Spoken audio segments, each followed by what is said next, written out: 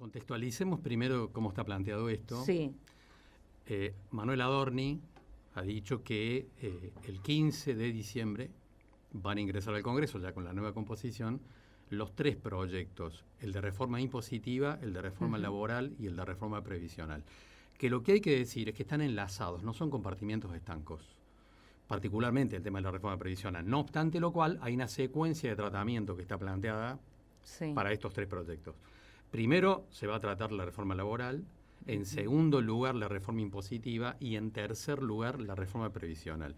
Pero eso no quiere decir que se va a tratar dentro de 2 o 3 años. Estamos hablando de cosas que van a salir rápidamente. Encadenadas, prácticamente. Encadenadas, ¿por qué? Porque el gobierno ha sido respaldado electoralmente para ir por esta dirección. Y como muchos gobiernos provinciales han quedado muy debilitados tras la elección, le van a dar los votos de sus diputados y senadores, claramente. O sea que estos 3 proyectos van a ser aprobados. Esto como un primer elemento para que la gente interprete esto, porque además otra cosa que vamos a decir. Mucha gente que nos está escuchando puede estar jubilada en el sistema de la provincia. Sí. El tema es, todas las cajas previsionales de la provincia son deficitarias también, de tal manera que lo más lógico aquí es suponer, porque alguien que esté escuchando dice, sí, pero yo soy jubilado de la provincia. Lo que vas a hablar es de la nación. Sí, de la nación. Cuando la nación apruebe esta reforma previsional, yo estoy convencido que las provincias van a adherir todas. Ahora, ¿qué pasa con O sea, que lo que vamos a hablar ahora, yo creo que sirve para mirar la película no solo de las cajas, de la caja nacional, sino de las cajas provinciales. Ahora, ¿qué pasa con los discursos de Puyar o de Yarlora que decían, no, los jubilados, cuando estábamos ahí en la campaña, que no los vamos a tocar, que no vamos a dar apoyo, y me decís, los van a apoyar prácticamente todos los gobernadores? Bueno, pensemos lo que va a pasar mañana. El gobernador de la provincia va a estar en Buenos Aires negociando y bueno, a ver, el resultado electoral dio vuelta un montón de cosas. Entonces, te da vuelta hasta las ideas. Los opositores razonables, como dice el presidente, se vieron, digamos, golpeados electoralmente y entonces ahora agachan la cabeza frente al gobierno nacional. Ahora, si vamos al proyecto, digamos esto, todos los sistemas previsionales en el mundo son deficitarios, todos, incluyendo los países desarrollados. Pero hay déficit y déficit. Tal cual. Y la situación de las cuentas previsionales de la Argentina es horrible en términos de números. Pensemos que para la nación, más del 40% del gasto público de la nación, es la porción de torta más importante, más del 40% se va en el pago de jubilaciones y pensiones. Es la pieza más fuerte. Acá hago un parate. Siempre hay una crítica de la sociedad, principalmente el gobierno de Cristina Fernández, que dijo, y bueno, es culpa de Cristina porque despilfarró jubilaciones para todos lados, con gente que no tenía aportes, con gente que... ¿Esto es una realidad o no? Es una realidad en términos de que se jubilaron varias millones de personas que no tenían los aportes al día, obviamente. Y todo el sistema de moratoria también era una cosa donde...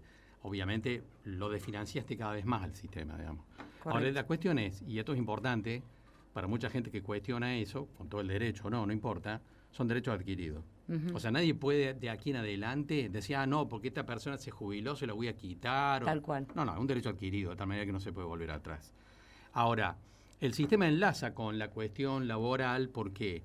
Porque para que un sistema pudiera ser eficiente, y volvamos sobre otro punto, dijimos que más del 40% del gasto público de la nación se va en pago de jubilación y pensiones, pero el ANSES solo se autofinancia apenas por arriba del 40%, todos los meses.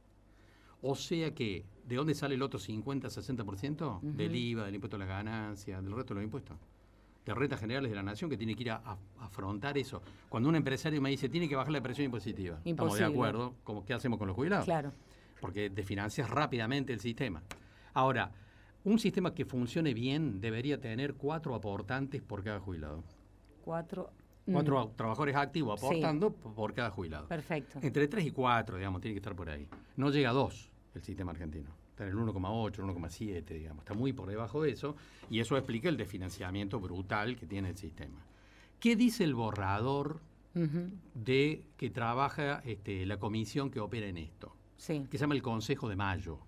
Ese Consejo de Mayo es el que ha ido trabajando el proyecto de reforma impositiva, reforma laboral y reforma previsional. Correcto. De tal manera que lo que vamos a hablar ahora es lo que está en eesos borradores. Más allá de que eso va a entrar al Congreso y habrá algún marco de discusión. Primer punto, las mujeres pasan a 65 años. Por supuesto, pasan a 65 años. Pero te imaginas vos una cosa que no va a poder ocurrir, que vos llegues al ANSES, acá en Villa María, llegue alguien y diga, pero yo vengo para jubilarme, y le digan en el mostrador, hubieras venido ayer, ahora tenés que esperar 5 años más. No, eso no puede pasar, digamos. O sea que las mujeres irán a 65 años, en el borrador está puesto así, pero no de un día al otro. Tal sino cual. que en realidad tiene que haber un proceso progresivo. Los hombres que no van a 75 años en el borrador, quedan en 65 años igual, pero con 35 años de aporte. O sea que se le suman 5 más. 5 años más de aporte, pero Perfecto. quedarían en 65 años tanto hombres como mujeres. En igualdad. Ahora, el otro tema fuerte, los otros dos temas fuertes que están en el borrador, es la eliminación del doble beneficio generalizado. Uno de ellos, muy fuerte. Es decir, hay más de 2,5 millones de personas que en la Argentina cobran una jubilación y una pensión simultáneamente. Claro. Eso te iba a preguntar. Y alguien de ahí, pero son insignificantes los dos, al final ni con los dos hace una cosa. Ningún sistema se puede sostener. Alguien dirá, en el mundo debe ser así. No, en el mundo no es así. Esto es una cosa rara que tiene la Argentina. Ningún sistema actuarialmente se puede sostener pagando un doble beneficio generalizado a millones de personas. Para un ejemplo, para los oyentes, Carlos, sería, por ejemplo, yo soy jubilada de la mínima y tengo aparte una pensión por viudez. Exacto, ¿Sería claro, un ejemplo sí, claro? Exactamente. Bueno, un ejemplo concreto. Sí, Cristina Fernández. claro. Cristina Fernández es jubilada y recibe la pensión del marido. Sí. Doble beneficio. Eso sería incompatible en este... Eso se eliminaría. Se eliminaría. El proyecto de ley. ¿Y qué pasa? Porque, por ejemplo, ¿qué te hacen? ¿Un prorrateo? No. Ahí vamos a esto. Ta. Vamos a lo otro también. Y lo otro es la eliminación de los regímenes especiales. Sí. Hay más de 200 regímenes especiales. Que la policía, que el otro actor, gente que se jubila con 45 años, con 50 años, etcétera. Se eliminarían los regímenes especiales. Los regímenes especiales representan para el ANSES casi un 20% del conjunto del gasto. Y ahí vamos a lo que vos decís. Bueno, pero entonces, ¿quiere decir que si esto se aprueba, vamos a este escenario? Sí, pero no hay leyes retroactivas. Es decir, nadie le puede decir a una jubilada que está a 7 cuadras acá de la radio, que hace 7, 8 años recibe pensión y jubilación, que tiene que elegir una de las dos. Ella tiene un derecho adquirido. Ya está, eso no se toca. De tal manera que eso no se puede tocar para atrás. Empieza a tener vigencia hacia adelante, claro, digamos. Perfecto. Lo cual expresa, por supuesto, que esto no es para ansiosos, ¿está bien? O sea, que ¿cuánto tiempo puede llevar sanear el sistema previsional? 1 década, por lo menos. Pero alguien dirá, bueno, pero en algún momento hay que empezar a ir por el proceso de saneamiento. Yo creo que esta ley va a salir después de la reforma laboral, porque es cierto que, ¿por qué la reforma laboral primero? Porque dijimos hace un rato, un sistema para que funcione bien tiene que tener entre 3 y 4 trabajadores activos. Bueno, la reforma laboral, ¿qué se supone que puede conseguir? Blanquear la actividad. De esta manera que habría más trabajadores activos. ¿Pero eso está comprobado que es una relación directa? No está comprobado, pero es la hipótesis con la que puede fallar, dijera y todo puede fallar. Dijera tu santo. Todo puede fallar. Pero digamos que la lógica con la que actúa el gobierno va en esa dirección. Diciendo, bueno, si avanzamos en la reforma laboral que hablamos la semana pasada, va a haber mayor incentivo de las empresas para contratar gente en blanco, y entonces esa relación que da hoy 1,8 por cada jubilado podría subir a 2,5, porque tampoco es que el 40 y pico % de trabajadores en negro se va a blanquear. Pero digamos que si en lugar del 45% de trabajadores en negro bajaba a 20, sería un logro inmenso que mejoraría las cuentas del ANSES, claramente. Y quiero volver sobre esto, porque alguien que nos está escuchando dirá, bueno, está bien, pero yo estoy para la provincia, no tengo nada que ver con la nación. Los números de las provincias son todos negativos, cierran todos muy mal, son los principales huecos que tiene cada gobierno provincial, particularmente el de Santa Fe y el de Córdoba. De tal manera que mi impresión, esto es muy, muy personal, mi impresión es que si esta reforma previsional es aprobada en el Congreso, las provincias van a ir por el mismo camino muy rápidamente. Muy rápidamente. Van a decir, la Nación aprobó esto, yo hago lo mismo. Tal cual. Carlos, te pregunto, ¿cómo se calcularían, una vez aprobada la ley, si es que se aprueba, el tema de los reajustes? ¿Cómo sería eso? Eso no está en el contenido. Y acá, en realidad, acá estamos hablando de estos 4 puntos que hemos mencionado. Sí. Los borradores hablan de esto. Nada más. No hablan de otra cosa. Porque incluso, en realidad, hay toda una cuestión vinculada a los temas impositivos que no está tan claramente planteada en el borrador.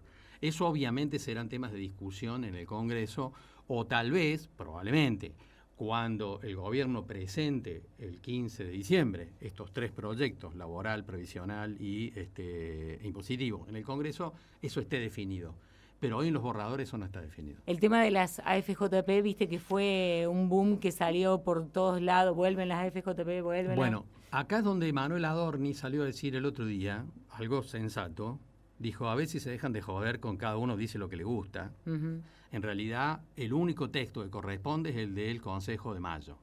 Porque empezaron a aparecer lobby de todo tipo acá, tal cual, en ese juego. Y obviamente que al gobierno no le conviene que cada uno empiece a decir lo que se le dé la gana en función del lobby que quiere hacer, porque puede dejar muy mal parada la posición del gobierno mismo, digamos, ¿cierto? Como esto de llevar a 70 años a los hombres. Convengamos que tampoco hubo demasiada claridad por parte de los actores del gobierno. Es como que tiraron de la soga y después recién ninguna, porque el Consejo de Mayo está trabajando desde hace meses en este proyecto.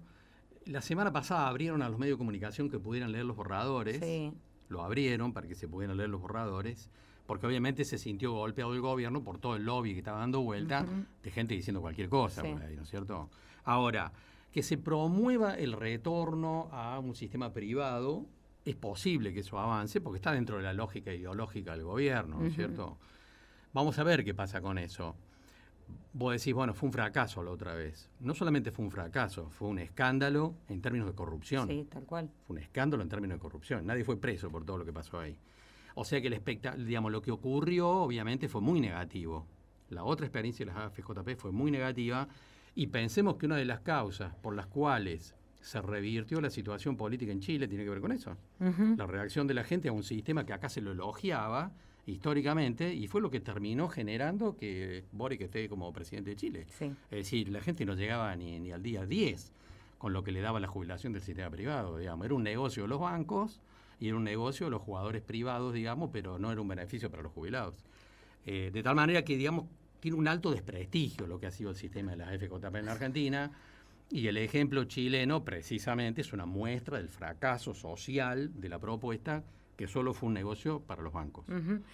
Carlos, leyendo, viste, todo, hay algo que me llamó mucho la atención y que, bueno, primero que nos cuentes si realmente existe y si, o en realidad, si está planificado dentro del borrador, y si es así, que nos cuentes de qué se trata, que es la tasa de sustitución jubilatoria. ¿Qué sería eso? No tengo idea.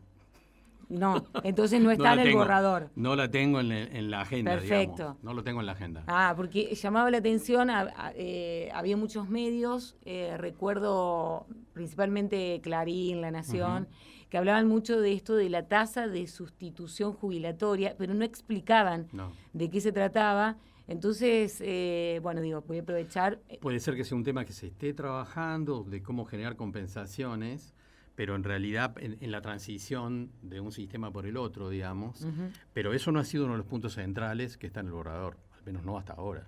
Perfecto.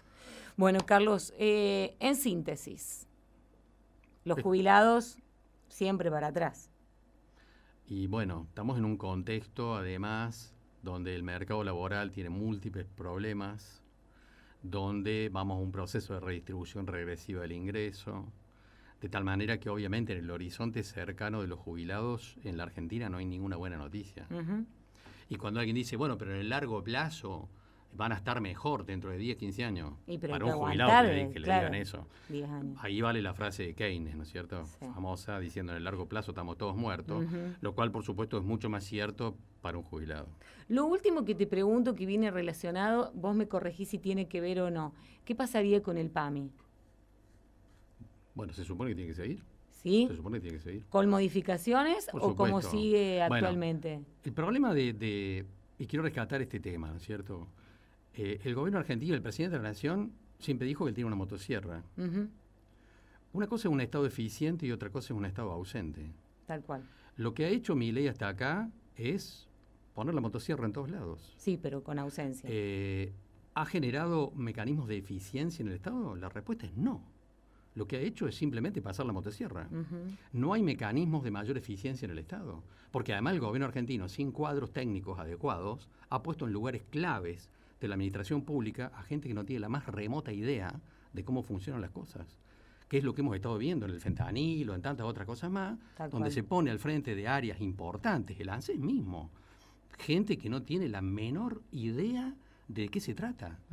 Poner a un youtuber al frente de un área de la Administración Pública Nacional sin ninguna experiencia y sin ningún conocimiento.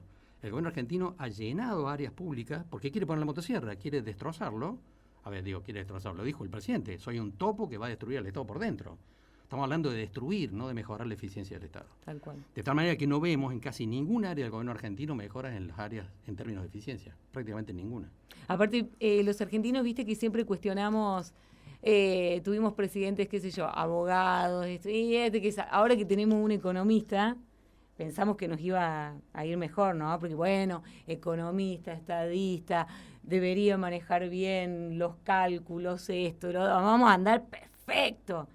No es una relación directa, ¿no? Para administrar el Estado Nacional hacen falta un montón de cuadros técnicos de calidad, en muchísimas áreas. Y este gobierno no ha puesto cuadros técnicos de calidad prácticamente en ningún área, más allá del área económica, donde en realidad lo que hizo fue delegarle al JP Morgan, digamos, el manejo de la economía. Pero saliendo de ese espacio, digamos, la verdad que uno lo que percibe aparece todos los días, digamos, que los cuadros en áreas sensibles de la Administración Pública Nacional están en manos de gente que no tiene la más remota idea de lo que se trata. Carlos.